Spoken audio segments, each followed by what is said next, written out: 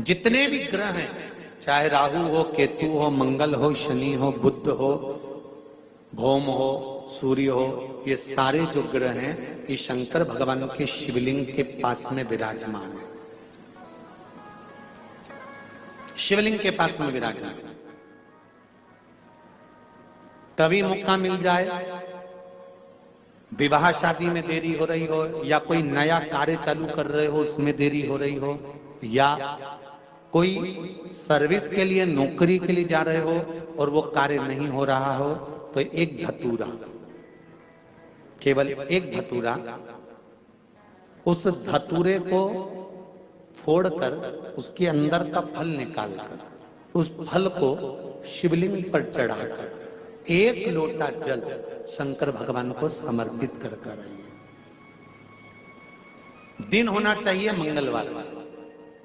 कौन सा दिन होना चाहिए? जम के बोलो जरा, मंगलवार। समर्पित करो। उसके बाद में आप विवाह के लिए अगर समर्पित करें हैं तो विवाह में देरी नहीं होगी। व्यवसाय और व्यापार के लिए या नौकरी के लिए समर्पित करें हैं तो उसमें देरी नहीं होगी। एक शिव महापुराण की कथा कहती है, मंगलवार को अगर शिव जी के मंदिर में, शंकर के मंदिर में जाकर एक लोटा पानी चढ़ाया जाता है तो हमारे कार्य में उन्नति होती है। हाथ में जल का पात्र हो, शंकर के मंदिर में जब तुम जा रहे हो, शिव के पास जब पहुंचो, जल से हाथ, ये लोटा जब जल का तुम बाबा को समर्पित कर रहे हो, जल चढ़ा रहे हो, उस समय पर बाबा से जरूर कहो, बाबा बहुत दिन हो गए, बहुत दुखी हूं, ए मेरे शंकर, मेरे कुबेरेश्वर महादेव, मेरे महाकाल राजा, मेरे इस हाथ को अब तुम पकड़ लो बाबा, बहुत दुखी हूं, अब तुम थाम लो बाबा। शिव महापुराण की कथा यहां तक कहती है कि यदि आप कोई मंत्र, साधना, व्रत, उपास कुछ भी नहीं जानते तो बेलपत्री के वृक्ष के नीचे एक लोटा जल चढ़ाओ, प्रदोष की प्रदोष, एक घी का दीप लगाओ और बेलपत्र के वृक्ष के नीचे की मिट्टी का ही तिलक लगाओ। बेलपत्र के वृक्ष के नीचे की ही मिट्टी का तिलक। कथा हमको कहती है कि भगवान कभी भी सामग्री का भूखा नहीं रहा, भगवान भोलेनाथ भाव का भूखा रहा। भगवान शंकर को रिझाने के लिए सामग्री की जरूरत नहीं है। कोई चीज तुम पशुपति व्रत करने के लिए गई हो, थोड़ा सामान तुम्हारा घर पर छूट गया, मान लो तुम्हारा कंकु, रोली, मौली, चंदन, हल्दी कुछ घर पर छूट गया, बस एक चीज ना छूटे, जो 6 दिए हैं वो और प्रसाद के 3 हिस्से। जो प्रसाद तुम लेकर जा रहे हो उसके 3 हिस्से करने का सामान वो छूटना नहीं चाहिए। बाकी का तुम्हारी मोली घर पर छूट गई, रोली घर पर छूट गई, चंदन घर पर छूट गया, अगर तगर घर पर छूट गया, कपूर घर पर छूट गया, लोटा पानी का घर पर छूट गया, कोई सामान तुम्हारा घर पर छूट गया, चल जाएगा, बिल्कुल चलेगा। तुम उसमें चिंता मत करना कि मेरी थाली में ये नहीं। गणगौर की पूजन करने जाती हैं माताएं, इधर गणगौर होती है कि नहीं होती हमको नहीं मालूम। गणगौर की जब पूजन करने माता जाती हैं, तीज का पूजन करने जाती हैं, देवी का पूजन करने जाती हैं, चतुर्थी का पूजन करने जाती हैं, किसी देवी देवता का पूजन करने जाती हैं, पूजन की थाली में दूसरे की थाली में देखती हैं कि बहुत सारा सामान है, मेरी थाली में ये चीज नहीं है, तो उसको याद आती रहती है, मैंने तो भगवान को ये चढ़ाया ही नहीं, मैं तो भगवान को ये देख ही नहीं पाई, मैं तो भगवान को ये दे नहीं पाई, मेरे पास तो ये सामान है ही नहीं, उसकी चिंता में लग जाती है। शिव महापुराण की कथा कहती है, जो देवी देवता ने आपके हाथ से बुलवाना था वो सामान देवी देवता ने अपने हाथ से बुलवा लिया, अब चिंता करने की जरूरत नहीं। आप ये टेंशन मत लो कि मेरी थाली में ये नहीं है, मेरी थाली में ये है, ना ना, आप तो भगवान के भरोसे छोड़ दो कि तूने जो कहा मैं वो लेकर आ गया, तूने जो मुझे बुद्धि दी उस बुद्धि से मैं लेकर आ गई, तूने जो मुझे आज्ञा करी मैं वो लेकर पहुंच गई। अब मेरे पास में ये नहीं कि मैं ये भूल गई, मैं ये रह गया। महाराज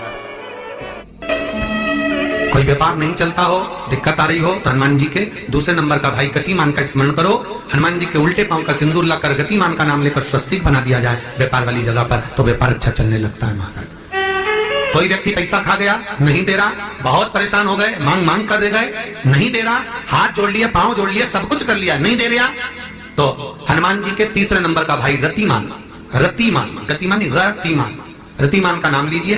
पीपल के पत्ते पर लाल सिंदूर से जो व्यक्ति पैसा लेकर गया उसका नाम लेकर बहते हुए पानी में अपनी कामना कर रतिमान का नाम लेकर छोड़ दीजिए। 15 दिन में रतिमान ऐसी उतावली मचाता है कि उसको हाथ जोड़कर वो खुद फोन लगाकर बोलता है भैया तेरा मैं पैसा लुटा दूंगा।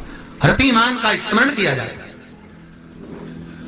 रतिमान, ध्यान दीजिएगा, पंचमुखी हनुमान का एक स्मरण, पंचमुखी हनुमान का एक भाव।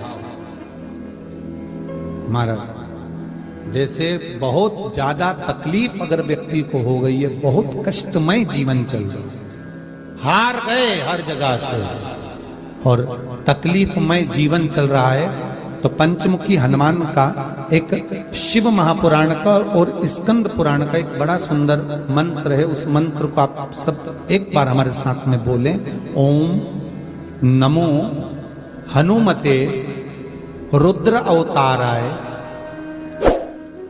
सर्व शत्रु संहारणाय सर्व रोग हराय सर्व वशीकरणाय रामदूताय स्वाहा। बस इस मंत्र को हाथ में काली तिल लेकर, एक जौ लेकर और गूगल लेकर, थोड़ा सा उसमें गाय का घी डालकर, कंडे को या अग्नि को जलाकर इस मंत्र का 11 बार 21 बार जाप कर कर अपनी कामना कर कर छोड़ दीजिए। कैसा भी रोग हो, बीमारी हो, कष्ट हो, दुख हो, तकलीफ हो, 21 दिन के अंदर वो आनंद आना प्रारंभ कर देता है। इस मंत्र, स्कंद पुराण का, शिव महापुराण का यह मंत्र मूल पंचमुखी हनुमान सुख देंगे। और एक और चीज याद रखिए महाराज, यदि कोई काम के लिए जा रहे हो, कोई व्यापार के लिए जा रहे हो या नौकरी करने के लिए जा रहे हो और लगी नहीं रही, बहुत तकलीफ पा रहे हो, सर्विस ही नहीं लग रही, बहुत कष्टमय हो गया, तो निवेदन करूंगा 5 पीपल के पत्ते पर बेसन के 5 लड्डू घर में बने हुए, गाय के घी के 5 लड्डू रख लो। उस लड्डू के बीचों बीच एक आटे का दिया और उसमें तिल्ली का तेल डालकर इसी मंत्र का प्रयोग कर कर पंचमुखी हनुमान का किसी भी हनुमान के मंदिर में जाकर, दक्षिण मुखी हनुमान के मंदिर में जाकर उसको रख कर आ जाइए। इसके बाद आप उस काम के लिए जाइए, आपका काम सफल हो जाएगा। आपको किसी को नहीं कहना पड़ेगा कि हाथ जोड़ना नहीं पड़ेंगे, किसी के पांव नहीं पड़ना पड़ेंगे, तुरंत काम होगा। बस इस मंत्र का स्मरण कर कर पंचमुखी हनुमान का भूतेश्वर जो मंत्र है वो सुख देने वाला। पूरी दुनिया, महाराज दुनिया के लोग नहीं समझते कि शंकर पर जल चढ़ाने का क्या लाभ है। शिव महापुराण कहती है, अगर एक दिन शिव महापुराण की कथा कहती है, मंगलवार को अगर शिव जी के मंदिर में, शंकर के मंदिर में जाकर 1 लोटा पानी चढ़ाया जाता है तो हमारे कार्य में उन्नति होती है। अष्ट सिद्धि मालूम है? अरे जल्दी बोलो, नहीं मालूम? लिखना चालू करो वापस। अष्ट सिद्धियां, पहली अणिमा, पहली कौन सी है? अणिमा। दूसरी महिमा, तीसरी गरिमा। अष्ट सिद्धियों में पहली अणिमा, दूसरी महिमा, तीसरी गरिमा। ये हनुमान जी महाराज की जो अष्ट सिद्धियां हैं, इन सिद्धियों के लिए आपको ज्ञात होना चाहिए, हनुमान जी महाराज के जब घर में तुम रोज हनुमान चालीसा का पाठ करती हो, आज एक दिन हो गया, कल दूसरा दिन हो गया, तीसरा दिन हो गया, कैलेंडर में जो पंचांगो कैलेंडर हो, उस कैलेंडर में एक निशान बना कर रखो कि आपके 108 जब पाठ पूरे हो जाएं, तब 108 बाती आप हनुमान जी महाराज की इन अष्ट सिद्धियों के नाम से लगा दीजिए।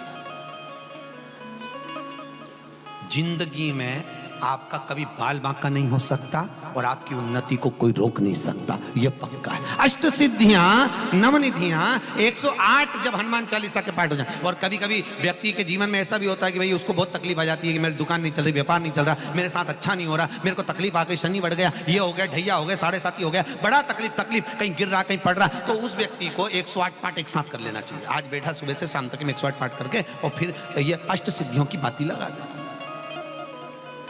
अष्ट सिद्धि पर अष्ट सिद्धियों की जो बाती लगती है, घृत में है, घी घृत, अष्ट सिद्धि। तो ये बात ही तो पहली अणिमा सिद्धि, दूसरी महिमा, तीसरी गरिमा, चौथी लघिमा, चौथी है लघिमा, पांचवी प्राप्ति, पांचवी क्या है? प्राप्ति। छठी प्राकंभ, छठी है प्राकंभ। सातवीं है ईर्षत्व, ईर्षत्व। और आठवीं है वशिष्व, आठवीं है वशिष्व। ये हनुमान जी महाराज की 8 सिद्धियां और 9 निधि। अष्ट सिद्धि नव निधि के दाता, असबर दीन जानकी माता। राम रसायन तुमरे पासा, सदा रहो रघुपति के। आज तुम लोगों ने पुण्य करा होगा, शनिवार के दिन, पूर्णिमा के दिन तुम्हें अष्ट सिद्धि नव निधि मिल गई। आज किस्मत वाले हो गए, भाग्यशाली। अष्ट सिद्धियां नव निधियां प्राप्त हो गई। गाते गाते पूरी जिंदगी हो गई थी। रोज हनुमान चालीसा पढ़ते थे, रोज बोलते थे अष्ट सिद्धि नव निधि की दाता। अष्ट सिद्धि थी कौन सी, नव निधि थी कौन सी? बच्चे पूछे तो बता तो सकते हो कि अष्ट सिद्धि ये है, नव निधि ये है, और किस किस चीज का क्या क्या लाभ है। पूरी हनुमान चालीसा की एक एक चौपाई में एक एक चीज से एक एक बीमारी का इलाज है, एक एक बीमारी का। महाराज हनुमान चालीसा की एक एक चौपाई से एक एक बीमारी। हमारे जीवन को हम चौपाइयों के क्रम से एक एक शब्द का भान करें कि वो उससे हमें प्राप्ति क्या है। अष्ट सिद्धि नवनिधि किस जगह पर स्कंद जी दे रहे हैं? नवनिधियां जहां पर सेतु बंद हुआ, जहां पर सेतु। तो आप रामेश्वर जाएं, पुराने डाकघर के पास में आज भी 9 शिलाएं नवनिधि के लिए स्कंद देव ने वहां विराजमान करी थी। वहीं हनुमान जी महाराज ने जलपान करा था। वो स्थान आज भी विराजमान है। आज